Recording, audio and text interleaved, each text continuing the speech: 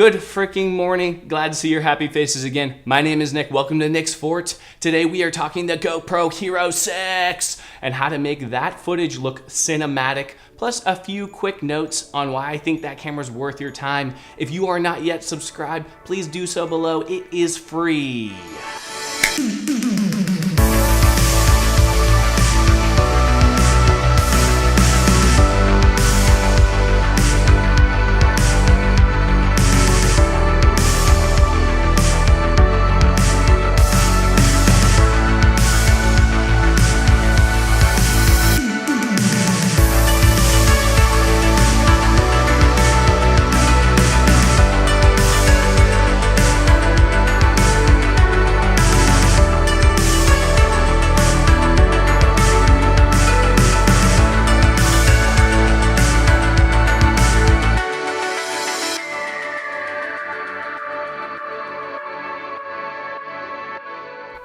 So I'm gonna give you the good stuff first. This camera shoots 4K 60 frames per second slow-mo, plus up to 240 super slow-mo in 1080p. That's a win. Pretty impressive internal image stabilization. With some tricks in post, you can get some pretty good stuff handheld.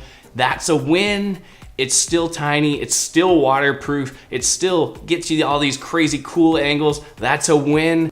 The back touchscreen is super legit. Boop, boop, boop. That's a win. And finally, the internal in-camera mic is actually not that bad for vlogging, so that's definitely a huge win.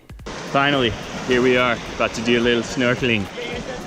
Chel's a little nervous right now about the snorkeling, but I think she's gonna be fine. We're going in the beginner zone, which means that you can stand up, sandy bottom, go over the coral, explore. So hopefully we see some really cool fish. The Hero 6 is 500 bucks, which could be a lot of money for a lot of people. But if you can vlog with it and you can get some kick-ass cinematic B-roll with it, it might be a good option to start filmmaking with this camera. Also, for people like myself, I'm buying this camera to supplement my other filmmaking tools. I usually shoot my vlogs on the A7S II, which is a Sony camera, but I can't dunk that in the water. I can't strap that on my head when I'm snowboarding. So this is gonna supplement that and allow me to storytell better in my vlogs. I love how my voice sounds with the mask on. I sound distinguished. If you are looking to vlog with this camera, make sure you pick up a couple extra batteries. They're only 20 bucks, which is a super sick deal for batteries. Like, yeah, pick up a couple and then you can film all day. Get a big SD card so you don't have to worry about your memory running out. And then if you're really into it, get a Karma grip, that stabilizer. I don't have one, but if I was gonna use this all the time, I'd totally get that. I'd be walking down the street, vlogging with my Karma stabilizer top camera, what up? I'd be doing that kind of thing. All that stuff is linked below if you're interested in it. Bottom line is, if you take advantage of this camera's advantages, you can get some pretty freaking good cinematic footage out of it, some pretty freaking good vlog footage out of it. So without further ado, let me show you how to do that. I tested this footage in the out-of-the-box picture profile configuration, aka you take it out, you start filming, and that footage looks pretty decent. It's not that terrible, but if you want more control over your footage, then you're gonna wanna color grade it, and if you wanna color grade it, you're gonna wanna set it up in the protune mode.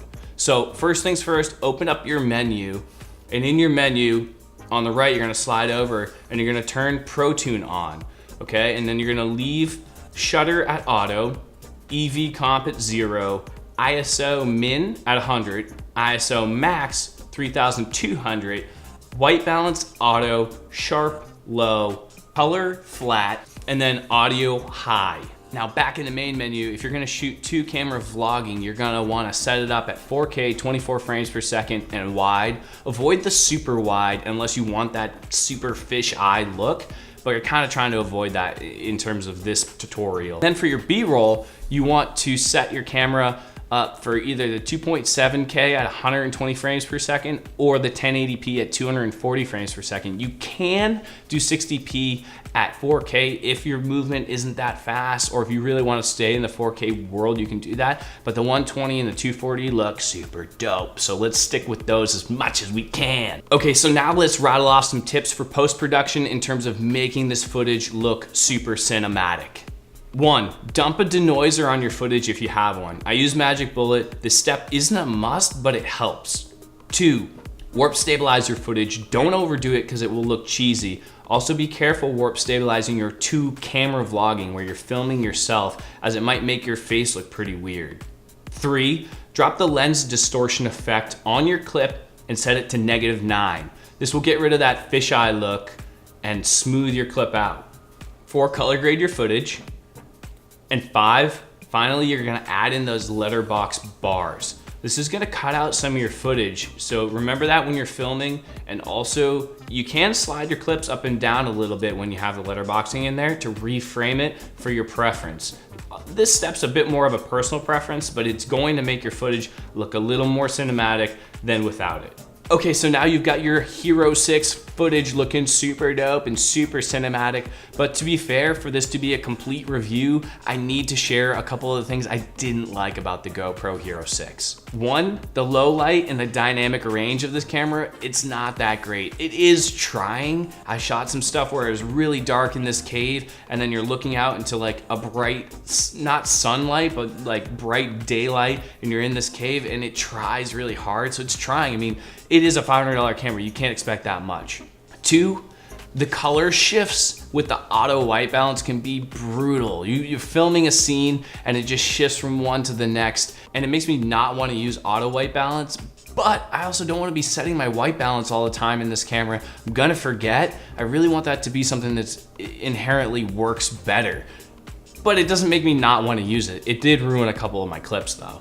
3, right alongside the color shifting is the auto shutter.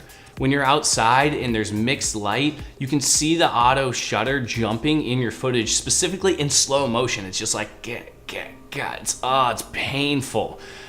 But in even light, it looks really nice, but it's not always even light. So you gotta be prepared for that when you're filming, because it will ruin some of your clips. And then the 4th thing that crushed my dreams with this camera originally was it kept freezing. I bought it, within 20 minutes of using the camera, it was freezing. And I was in Hawaii snorkeling around, and I'm out there kicking water, trying to stay above the water, trying to slide the battery out of the back of the freaking camera to reset it so I can keep filming the fish below me.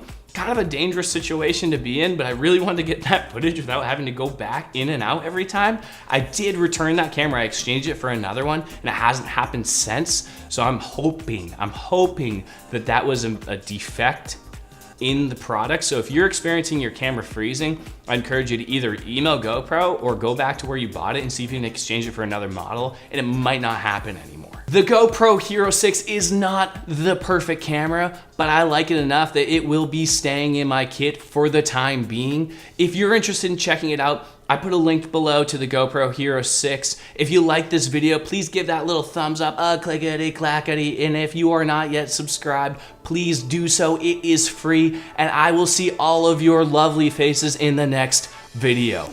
Peace.